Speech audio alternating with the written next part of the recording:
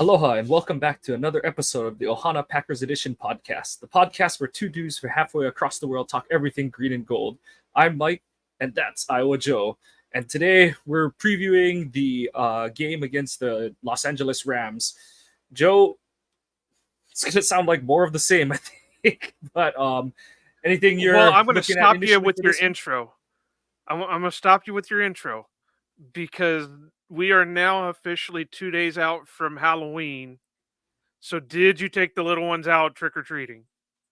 We tried to. We made it to two houses before my son tapped out. He was a little sick, so um, and then my wife was sick, like irritated sick, because she spent a month making him a transforming bumblebee costume. So you can YouTube it. Like if you just YouTube like transforming bumblebee costume, it's the one that's like a full body costume for the kid and stuff like that. Wow. So yeah, it's pretty legit. But yeah, it was good enough that my son won his school's class Halloween costume contest. So Really? we at least have that to hang. We have that laurel to hang on. So and it was pretty funny because I was kind of teasing that his teacher, I don't think she's won the contest or her classes won it, because the way she captioned it on her daily bulletin is our class was represented by the winner or something like that. So I was like, I know Marisol joked that, oh, she's either just not come close or lost some controversial ones. So but yeah, had some fun and had the family matching. So another year, another fun costume, but waiting for the kids to really get into it. Yeah, usually the first few years are more collecting candy for mom and dad than it is for the kids. Oh yeah, it really helps when your kids, you don't want them to know what sugar is, and you don't want them to know too many of the good candies, so you tell them that they're for adults. So use all the tricks in the book that were used on you. Well, obviously I don't have any kids, so and it was another work night for me, so I wasn't home for when Any the surprises that showed up at work or not? Not really. No, no. I'm pretty far away from it. So, uh, now when I worked at one of the convenience stores back in the day, our manager would buy candies or get candies extras that if the kids came in with costumes on that we would That's give pretty out to cool. them. So that was pretty That's cool. cool.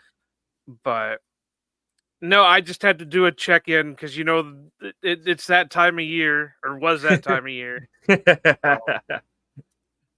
all right, you can go on with the rest of our uh, dim look on this next game. Oh, well, we're going to go from dim to dimmer because the next update is Razul Douglas was traded on Tuesday. Um, it's one of those, I kind of hate that I was right about it because, so on the fandom side of it, Razul was a fun player to watch. He definitely brought a lot of not just talk and like Shazam to the game, but he backed it up with production and was just a good corner. So, the one thing you do kind of say is you hope that he's on a contender now, so you hope that he has a chance to play in the playoffs again and make an impact for a playoff run. But yeah, it's a bummer to see him go from Green Bay, but the quote unquote business side of it is that the reality is Razul wasn't going to be on, or at very least be a key contributor to the next good to great Packers team. So um, why not go and get something good for him in a trade? And I know obviously the joke is right now like, oh my god, but it was for a third round pick. But you know what? Gutekunst is not Thompson in the case where he is more aggressive to move up in deals. So whether it's to move up, his first round pick, or to move up either of the two second round picks he's going to have, or even to package the what is Green Bay's and that Buffalo pick to move into the back end of the second round.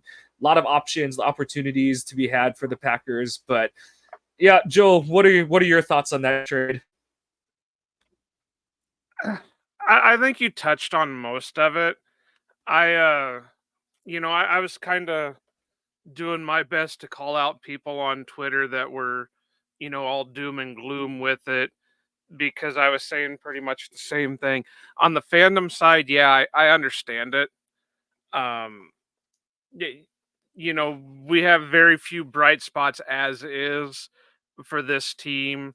So to trade somebody who's a vocal leader, and it kind of looks bad per se because the reports were that Razul was holding court with the rest of the players to try getting them, fired up and everything else, and then the next thing we know, he's traded. But the way it sounded from Gutekunst's uh, press conference today, that they weren't actively shopping him, but a lot of teams were calling about availability for any of the veteran players that the Packers had, and they had a threshold of saying, "All right, we'll do it for this price, and if somebody meets us at this price, we're going to do it." And Buffalo just happened to come along and offered the right price for it, and Razul, was traded. So business side of it, I completely understand. Uh, 29 years old, going on 30, one full year left on the contract. Might as well send him to a contender, get something out of it. I know you were talking about the third round pick, and everybody knows the curse of the third round picks for the Packers. And everybody knows my thoughts on third round picks for the Packers. That I believe that the next 100 third round picks need to be traded or packaged or whatever, and get something out of them. I am a bit surprised that they didn't bring anybody in. I really thought that they were gonna make a move to bring in maybe not like a big name like safety or something, but somebody to fill in spots until Darnell gets back because I hate to say it, he's another good story, and the Packers always seem to pick up good stories, but I just don't see Jonathan Owens being that guy until Savage comes back. I don't see Rudy Ford being that guy till Savage comes back. We're hoping that Anthony Johnson Jr. will be, start turning into something. But I just, I, I'm like everybody else. It really surprised me that Rizul was moved. But again, looking at it without the green and gold tinted glasses, I can understand the move for it. So, wish him obviously the best of luck over in Buffalo, who are pretty well contenders, and maybe Rizul will be that one guy that'll put them over the top and get them to the promised land. Yeah, and Buffalo fits the bill. I think they just put Tre'Davious White on IR, so they're kind of desperate for secondary help. So, Andrew Brandt says it all the time: deadlines for actions, and yeah, as much as I wrote, I listed Brazil as one of the guys that I could see getting traded. It still was a surprise that it actually happened. I know a lot of people are worried that, like, oh well, will the rest of the team crater because this is the. I don't I can't think of it. You looking that way. They didn't sell off every vet. They didn't fire sale every veteran with a deal that was expiring in the next year or two kind of thing. It's not like they, it'd be a bigger thing if they traded Aaron Jones or something like that. So that would be something more in terms of like, oh, like they don't care. Not that they don't care about this year, but all the doom and gloom things that people are saying these Well, days. But the more that comes on, I really do think that they don't per se care so much about this season.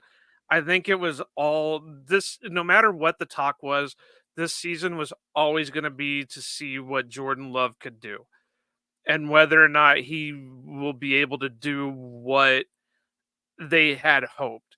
Now, so far, he's been kind of up and down. He showed us some, but he's really showed us some not, if that, to kind of ruin the grammar part of it. But um just with every move that they've made and everything else, it really does sound like they weren't too expectant of this season, One, still because they're in cap hell. Two, it's a super young team and with a new starting quarterback, and you know next year looks like a prime time to start buying on certain spots. I know, was it you or who else was there that was saying that like the offensive line position doesn't look too good for next year's free Yeah, agent it's class. it's a kind of shitty offensive line, interior offensive line class. I know that Green Bay is gonna have to at least find one more tackle, and maybe two, depending on what happens with any of Zach Tom and Rasheed Walker. But yeah, the interior O line options aren't that great on the market this year, so we'll see. Yeah, it's I think you're right in the sense that I don't want to say they don't care. Obviously, it does matter whatever the rest of the team and Love, the rest of the team around Love and Love himself do the rest of this season. But I think they were hoping to kind of catch lightning in a bottle if everything came up roses, and it's the Oh opposite. yeah, Everything's kind of there's no doubt in my mind that they weren't like saying we're going to go into tank mode. They were kind, it was kind of split like 70-30, that hey, we're just going to roll with the punches, but if we happen to make it so far, then that's just icing on the cake. yeah. But I think the most entertaining thing about the whole Razul trade is he was listed on the practice injury report for Buffalo as just got here. Just arrived or whatever. Yeah. but um but yeah going it, to it, yeah it it- oh, you go know for it, go for it. good. No, I was just going to reiterate, we hope the best for him, and hopefully he can push it over. He was a true pro, and I always say that, for the most part, outside of maybe a handful of guys, once you wear that green and gold, you're a Packer for life, no matter what happens to you. So, he'll always be welcome back in Green Bay, Yep, he was a unless he he was goes nuts and like yeah. completely trashes everything, and yeah. Seems like he's got a decent head on his shoulders, but I've said that before and been wrong. So, but going from Bills practice to the Packers practice, it was actually a pretty good turnout today.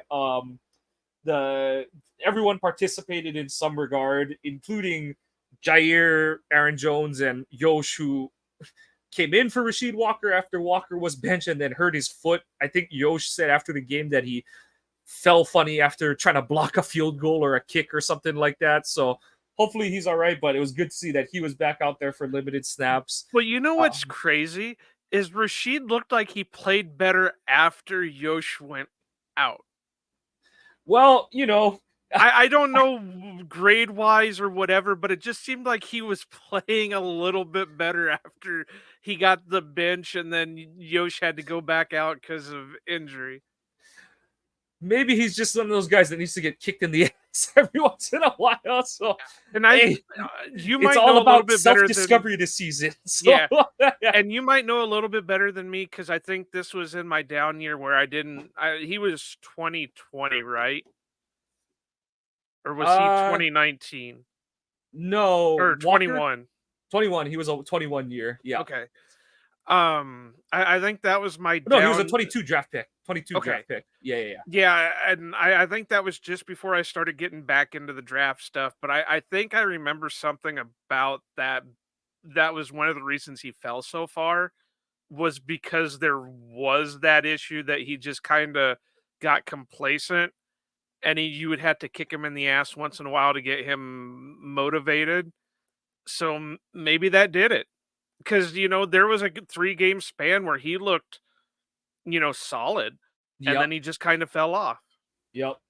So, I mean, that's what happens with young guys is that they come out, they make their first impression, and then, like I said, the league always punches back, and it's whether you can figure it out and punch back yourself, or if you're just gonna get knocked the hell out. And so that's on the table for a lot of the guys. Like obviously Watson's dealing with an injury and stuff. I know he's not on the report, but I don't feel like he's 100% healthy yet.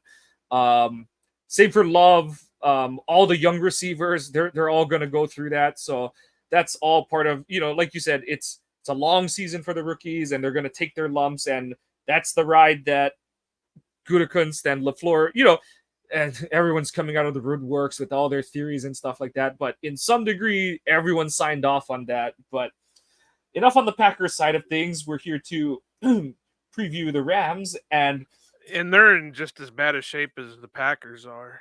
yeah, and it's just how polished is the piece of shit at this point. So I mean, um, what's it called? So Stafford, the big news for the Rams is that Stafford hurt his thumb. I think it's another UCL injury. UCL, whatever it's the whatever Yeah, the it's in the thumb thumb. bone connects to the hand bone.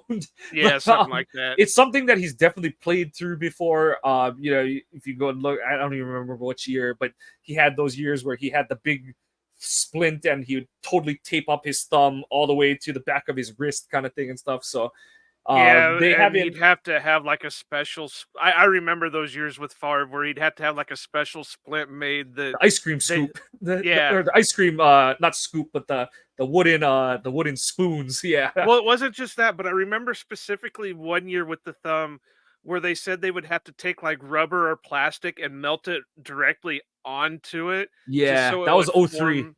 Yeah, Yeah, where it form fit onto the thumb to brace it a little bit better. yeah.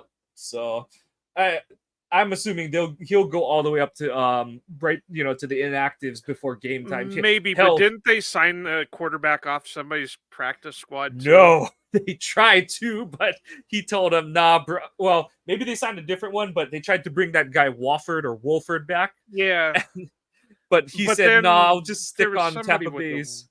there was one with a weird name. Hold on, let me go. I missed that if they Um, did sign one. Uncle Eric, what did your team do? Oh no, that's Brett Rippon. Oh, Dresser Win, yeah, there you go. and he's white, so that makes his name even funnier. What's wrong with white people, Mike? Oh, I got you quiet on that one. just the spelling and everything. It doesn't Yeah, make you just think white guy. yeah. I said it was a weird name, but I did see that they signed him, so that not necessarily meaning that Stafford is out. Sorry, my You got to mom's have trying to. contingencies for your contingencies at this point, Yeah, though. So that's all it is. Like I but said, it points to yeah, maybe not yeah. as much. But whether Stafford plays or not, the now reshuffled Packers secondary is going to have its hands full. Even if Jaw plays, I'm still not confident that Jaw's anywhere near healthy enough to where he should be playing. But I'm and telling it you, sounds he like needs to go get that acupuncture. yeah, and it sounds like Valentine is going to start at the other cornerback position, but they're going to have their hands full. Cooper Cup is, he's fully healthy now and looks like the guy he's always been. And Puka Nakua has had My a boy. stellar start to the season, but he was a limited participation in practice today with a knee, so that'll be something. I think they said he's probably going to play, but if he's at all limited, that'll only give Green Bay's mushed up secondary all the help it needs. But we'll keep an eye on that. And the big thing to I remember with you the know Rams, oh yeah, I am not surprised with the way Puka is going right now. Because I was really high on him before the draft. I had three guys in the wide receiver class that I could consider my guys, and two of them I know people can name. Just go with it. Obviously, the first one was Jonathan Mingo, who's kind of struggled down in Carolina. Partly because of injury, partly because Carolina is just shit. The other one was Marvin Mims, who's with Denver, and kind of the same thing there. Denver's just kind of a shit team. And my third guy was Puka Nakua. And I loved the way he played the game. Every time I'd turn on some kind of video of him, he was always making some kind of spectacular catch. I had concern that maybe somebody would try to make him a tight end more than a wide receiver, just because I didn't think the speed was there. But that boy could catch almost anything that was thrown to him, and so it doesn't surprise me that he's kind of turned into Stafford's favorite little toy over with the Rams. Well, and he went to the right team. That's the thing, is that he Yeah. can do some of the stuff that they use, especially when Cup was out to start the year. They were like, okay, like this guy is obviously he's not Cooper, but he's a similar, build and style of receiver. So it's kind of like, all right, just let him do the Cooper stuff. And I mean, yeah, the results speak for themselves. He'll be one. It'll be obviously we're playing him now, but he'll be one. It'll be interesting to see if he hits the wall in a couple of weeks or in a few weeks when you would not ideally, but when you basically would be at the end of the college season. So that'll be interesting to keep an eye on. But yeah, it's gonna be a challenge. The good thing is that he's not a super tall or super like long receiver. So that the type that, even if he was healthy would give Ja a lot of trouble. So um but the thing to remember is, so I couldn't name the Rams running backs without having to look them up at this point. I know one's I, Daryl Henderson. I saw I know that they they brought brought him him back, up. right? The drug that McVay can't quit. But that McVay's whole thing is that he's gonna call play action from any formation, any and whether it's shotgun under center, he doesn't care. He loves to run play action, and he'll do it any down. And that was always the joke with when Goff was the quarterback, is that they're like, he's running play action on 3rd and 12. But McVay is like, like you never know. Maybe we'll hand it off one time, and that's always how he's gotten a lot of his best effectiveness out of whether his quarterback was Goff or Stafford. But that's something that it'll be interesting to see how Green Bay matches up with it. But yep, Okay, they don't have it's some bad running backs over there. They're not like anything that scares me, but they're not bad. You got Royce Freeman, who was pretty solid with Denver for a bit. Miles Gaskin, I was kind of high on him when he came out of the draft, but I think he's bounced around a lot. Daryl yeah, Henderson, and Zach Evans. yep. So I mean, I don't even care who the other team's running backs are. They're gonna get a $150 on us. So Well, this would be the week to just go all out and start bringing some guys up, like Jonathan Ford or uh, uh, do they still have Chris Slayton on the he's still on the uh, practice. Ford practice is still on squad? the practice squad. Yeah. So Bring one of those guys up, really reinforce that defensive line because really, you know, obviously if Stafford plays, he's going to be hurt. But if you have like Ripon and or the other guy that they signed win. playing when I was remembering Dresser, but I couldn't remember what his last name was. Um, you know, the key is going to be pressure, pressure, pressure, pressure. Well, you're going to want to run as many guys on your front seven as you can to get pressure, pressure, pressure. Because I don't care how shitty your defensive backs are, if the quarterback can't get time to throw the ball, he's not going to do it. He's not going to be able to put up anything. So this is when right now, I would say Joe Barry is going to be pretty much coaching for his job. I know they've kind of hamstrung him with losing Razul, but I really believe that these last 10, 11 games is going to be for his job. I don't think LaFleur's quite on that hot seat. I know the big talk is maybe Gutekunst, but I don't see Gutekunst being on the hot seat right now. No. But I think there are a lot of coaches on the team that are going to be playing for their job, or I mean, coaching for their job. Yeah. I intimated it early on the week on Twitter.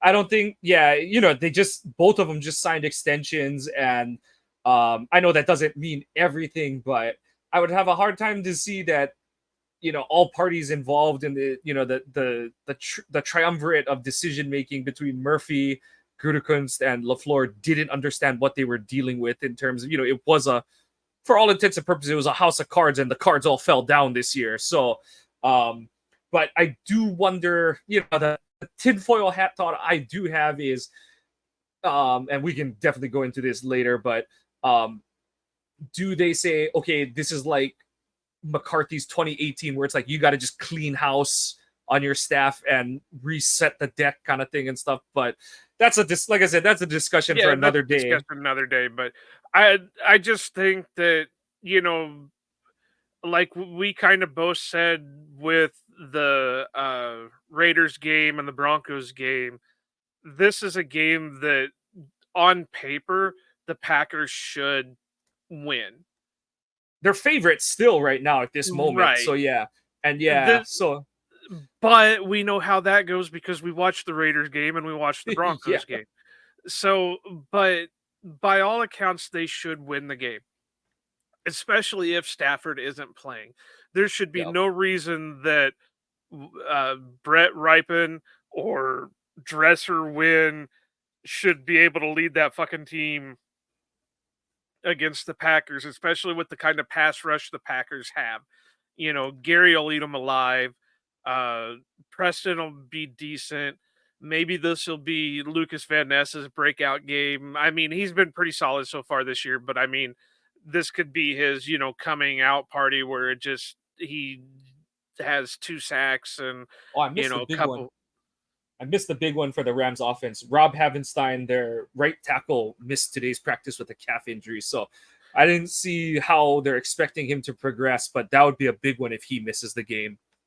Well, and yeah, because they're like the Packers right now, where their offensive line really isn't, you know, that great. So, uh, but yeah, this is one of those games that they should win, but who knows what'll Yeah. happen. But I do not see them making any in-season decisions on coaching. But this will be one of those that when they go through the checklist at the end of the year, that all right, well, what'd you do with this game? Yep. You didn't do well. All right, that's a red mark. You're, you know, and so many red marks add up. You're gone. You know, and I hate to say that because, you know, some of the coaches are good coaches. You know, Stinovich, good coach. He's not a good offensive coordinator at the moment, but he's, you know, he's a good coach. Butkus, you know, so far he's not been able to handle the pressures of being the offensive line coach, but he's a good assistant coach, you know. Yep. And I really do think that this could be Barry's last year because what is it? Murphy's done in 2 years. Yeah. I'm not sure if it's because it's the day he turns whatever, whatever age. So I'm not sure when that falls, if that's before or after the season, but it's 2020, some point in 2025. Yeah. So here's my theory, and I know I've went off on tangents so far this episode, but here's my theory of it. Murphy, unless something major happens, isn't going to make a move because he's going to be a lame duck president, CEO, whatever you want to call it. But we all know what happens when a new person takes over. Yep. They usually don't like keeping, you know, past regimes staff. They want to start completely over with their staff. Now, unless this is going to be like a Mark Murphy underling or, you know, I think what it is they take a vote amongst the board and or whoever's got the longest tenure or whatever. I can't remember. I think Yeah. it's voted on or something like that. But anyway, so this year, I think what'll happen is LaFleur is going to be making decisions for his future job because next year his job is going to be on the hot seat. The same with Gutekunst. Because after that, when Murphy's done, there's going to be giant Yep. question marks. And it's going to be if you didn't do this, then, you know, we're going to find Yeah. somebody else. And so yeah, so this is where it gets a little weird. So yeah, it's the day they turn 70. That's when the Yeah. Packers CEO is auto retired out, set adrift, to so to speak. But so what's weird for what makes it a little funky is so Murphy's birthday is July. So I knew it would carry him through the draft, but that's where it gets kind of like, okay, does that mean Gutekunst and LaFleur have the 25 season, or if this thing goes tits up again next year, are they both gone? Kind of, because I don't know. It gets into that weird, like, okay, like, sure, Murphy can fire both of them right after the 24 season, but would the board allow him to hire a new, either GM I or don't coach? think So yeah, unless something major happens, like they go 0-17 next year, right, I yeah, I don't see Murphy making the decision on that. right, exactly, yeah. It would have to be Um, catastrophic kind of thing. So right. yeah, But like I said, I think what'll happen, and I kind of was convoluted when I said it, but this year LaFleur is going to have to make a decision on his coaches. I think there's going to be a little bit of a house cleaning. I don't think it's going to be like a complete right, wipeout start over, but I think there's going to be some guys let go, some guys change over, whatever happens. Then the next year, which would lead us into the 25 season, Gutekunst is going to be making decisions because at that point he's got to be doing something to save his job. yeah, So, okay, Matt, what did you do for us?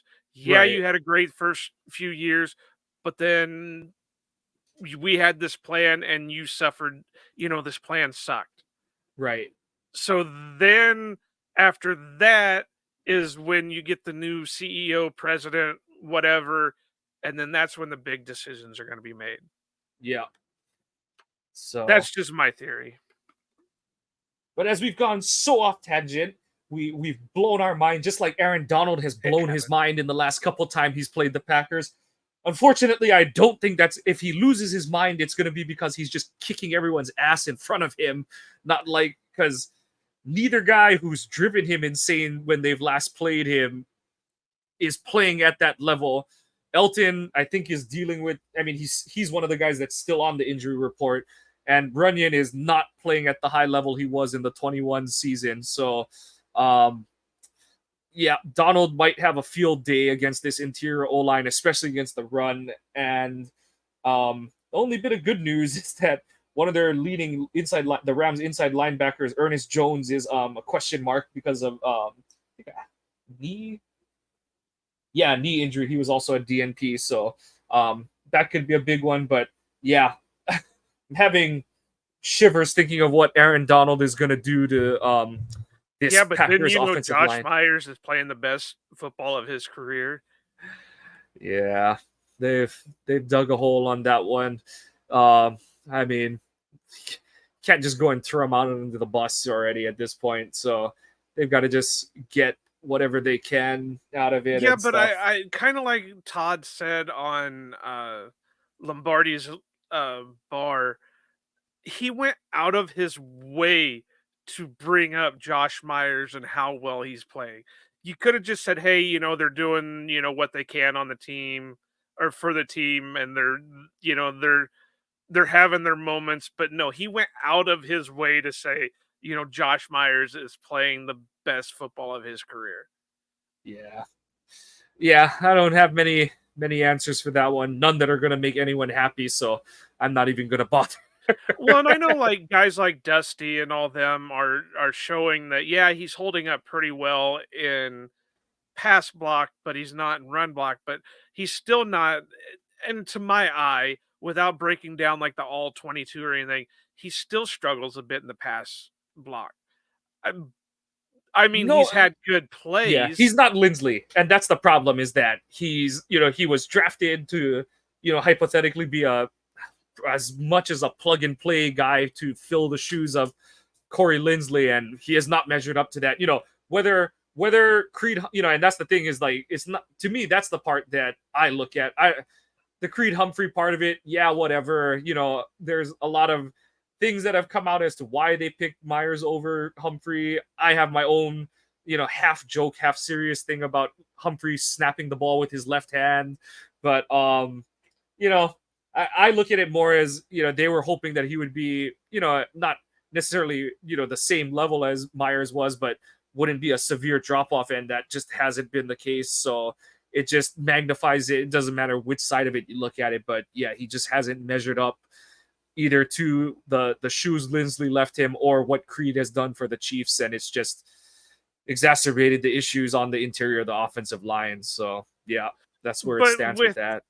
with Aaron Donald, who knows? I mean, yeah, Elton's kind of dinged up a bit, but I it's always one of those that when you've had an issue with a player in the past, that no matter how bad you feel, you always wanna play, uh, up to that because you wanna shove it down his throat. That's I true. I I'm sure there were guys when you were playing that you wanted to just run it down their throat no matter how you felt about it. There were times that I felt the same way in the sports that I played.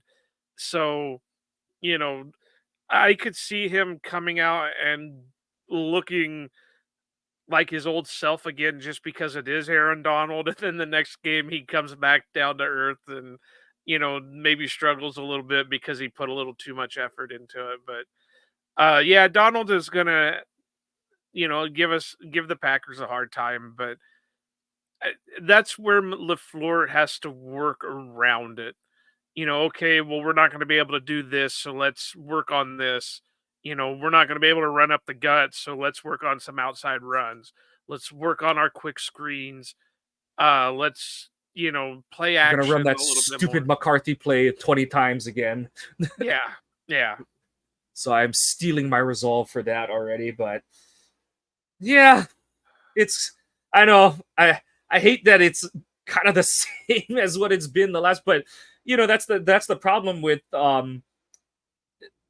where the Packers are is that we talked about it all offseason is that you wanted to see an upward trend with this team, and unfortunately it's been the opposite. It's been a downward trend the whole season, and until they show signs of really popping out of that. And I joked about it with Jake Shavink on Twitter. I said, you know, I'd even consider them doing like just the total opposite of what they do, where they don't do shit on offense for a whole half, and then they play. It looks good because they're catching up in the second half. If they just did that, the opposite, where they scored like 20 something points in the first half and didn't do anything, at least something was different. And it paints a different picture if you're trying to hold on to a lead as opposed to like you just didn't show up for the first half kind of thing. But I know I feel like we just repeated the same. We've just put the same. We're just putting extra coats of paint on the same wall at this point. But until they Like break that Yogi wall Berra down. would say, it's like deja vu all over again. But I don't have many more words to say on this one. Joe, do you have There's anything nothing. really left to say? No, because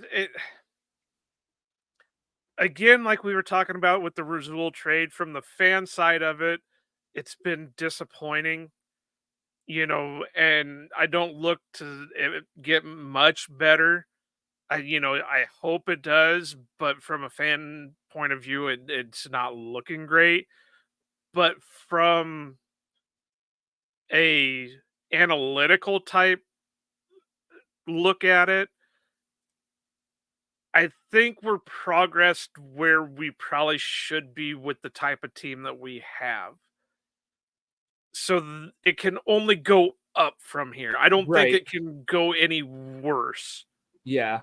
Just stop making so many mental errors. Like the fact that, like the first pass play of the game is one where Jordan goes to throw an RPO and no one's running a route kind of thing, or like the first time they failed in the red zone, and we were kind of like, oh, did he lock in on Dobbs, or like you said, did was he throwing it to Reed, but Reed stopped running kind of thing and stuff. So it's those where no one really, we're basing assumptions off of what similar route concepts we know that look like kind of what they're running, but then it's like, okay, do they just JT O'Sullivan kind of like snarkily says it during his film reviews, like, I've never seen it coached that way, but that's how they're doing it, kind of thing and stuff. So, This yeah, is where I kind of miss Luke Getzey. And I know he's not really doing well down in Chicago, but I'm pretty sure when he was wide receivers coach, there was a drill that they did, and it really helped Devontae a lot because as everybody knows, Devontae really struggled the first couple of years. And what they would do, and it looked like it hurt like a son of a bitch, but they would still do it, is they would take it was basically a pitching machine, like the baseball pitching machine, but it was, you might know what they call it more than I do, but it's You put the football in, it shoots the football out. Jugs machine. Yeah. Jugs machine, there you go. I couldn't think of that for whatever reason. But they would basically have the receivers stand as close as you could to the jugs machine with your hands in diamond formation like you're supposed to receive the ball, and they would just fire that damn ball at them. And it was strength in hands, and it would, whatever. Now, obviously, I don't think they had the jugs machine set at like 100 mile an hour or whatever, but they still had it set at probably what Aaron threw his fastest at. And look at Devontae. Now we're calling him one of the greatest wide receivers in this era. So maybe that's something that, and I don't know, they could be doing that, but that's definitely something they need to work on. Yeah. Just a lot of things that they need to work on at this point. But that's all I've got for this game. Not much more to be said. What you got for so yes no's, I threw a fun one in there. Like you said, we don't one of the reasons we don't expect anything to go different is because we don't expect substantial changes to be made. But I threw one in there. Will they shuffle the O-line this week? I think they will at least start or Yosh. As long as he's healthy, I think they'll at least start Yosh. Now, whether or not they will change anything else up, I have no fucking clue. I wish Right. they would. I keep going back to they need to put Yosh at left, Elton at left guard, Tom at center, Runyon at right guard, and Rashid or Caleb Jones or whoever they want to run at right tackle. And at least Jordan's blind side is protected. Yep. So, and it might even open up the running lanes a little bit more. But I think to answer your yes no fully, I'm going to say no. But to do it partially, I think at least Josh will start over Rashid. Yeah, that, like you said, it's pending Yosh's status, but I kind of get the feeling that it'll probably be Yosh to start. But yeah, I don't think there's going to be any other shuffles other than that. What else you got for us this week, though? Well, I threw this one out there just to because it's been a couple weeks, so I really do think that they might use a activation on him, considering they haven't used any of their practice squad call ups for the last 2 weeks. But does James Robinson play? I think no. Uh, I know the returns on and the comments on Aaron Jones haven't been promising. That they're saying, oh yeah, he's still. They're concerned because they're like he could have another setback and stuff, but I'm Well, I just gonna know say he no was until it wearing, happens. what was it, today or yesterday? He was wearing the red no contact jersey. Yeah, that was today's So practice. Yeah. I'm going to say yes because I think with it being a couple weeks in, he's had a chance to get, into the playbook. Acclimated. Yeah. Um, and it at least call it, just in case something happens to re-aggravate Aaron Jones's injury, because obviously they're not trusting Emmanuel Wilson for some reason. Uh, while AJ Dillon looked better last week, I'm still not completely sold on him being the prime back for the Packers if something happens to Aaron Jones. So I'm hoping more than any more than in the know, I'm hoping it happens that James Robinson will play. And then this one is an obvious one. Do the Packers score at first half touchdown this week? Because Hell it's no. good. Again, this is I going don't to be even one. know if I'm joking or being serious, but I don't either. I really yeah. couldn't tell you one way or the other. I mean, I'm going to say yes because the streaks always have to be broken at some point. So maybe they'll move it from only scoring in the first half and not scoring in the second half type thing. But Yeah, I'm gonna go with it. So over under wise, I've got 9.5 carries for Aaron Jones. No, I don't think so. The stuff we're hearing out of practice is not promising, so I don't think so. I don't know. I really don't. I don't even think if he was healthy, he would still reach 9.5. But I'm gonna say over just for the hell of it. I have a feeling that if Robinson doesn't play, that means they're expecting Aaron to play more. So I think something's gonna happen where they're just gonna say, "All right, just go out there, just go." 1.5 touchdowns for Jordan Love. I'll go over. I'm gonna go under then, just to be an opposite. And then I threw this one on there because, like I stated earlier, even if Stafford plays, he's only going to be at 50%. Brett Ripon will play, then, I wouldn't expect a ton out of him. And if that Dresser win plays, I definitely don't expect a ton out of it. So over under 2.5 sacks for the Packers D. Over. I think Stafford has a tendency to hold the ball. That's kind of why he would have struggles against Green Bay, is he would kind of stare plays down and take bad sacks and stuff like that. So even if you play, and then if either of the backups are in, I think that only becomes more likely. So I'll say over. I'm going to be hopeful and say over also. I think it'll be like right at 3. Yeah. But like I said, I'm hoping that this could be the type of game that Lucas Van Ness could really go off on, or maybe they activate Britton Cox, or not activate him for the practice squad, but let him be a suited guy on during the game, and one of them will just tear it up. Yep. So I think they'll have their chances this week. I really do. Well, like I said, until things change, until the team on the field changes our expectations, these are kind of just dour and just wondering which of the thousand ways we're gonna die in the upcoming game. But Joe, you got anything else before this one? We head on out from this one. No, and I know you'll touch on it a little bit in the outro, but just go over and check out ohanapackers.org. As a lot of people might have seen already on Twitter, we've got Joey from Underage Packers. Uh, he's he's got one article up. I don't think it's going to be like a constant thing. I think it's just going to be an occasional article out of him. Mike is doing great things over there so far. I think I kind of gave him an idea for another article earlier today. Um, and occasionally I'll jump on there and throw something up. So just please go over, check it out. Obviously take a listen to this, but if nothing else, just check out the articles.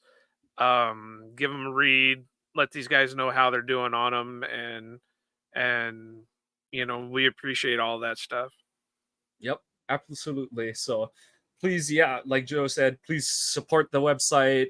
We're trying to the more you guys check it out, the more writers we're going to be able to bring in, and we're just trying to put out as much good content as we can. But yep, that's going to be a wrap. We will catch you guys after on Sunday after the game concludes.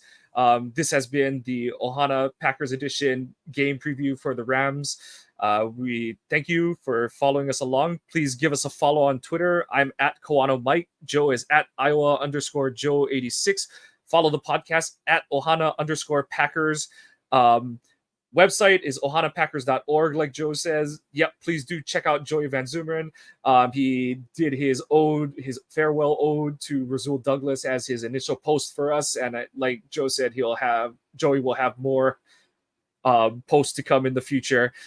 Joey, I'm gonna screw that up. Yeah, it's gonna be all kinds of nuts. I even have that too, but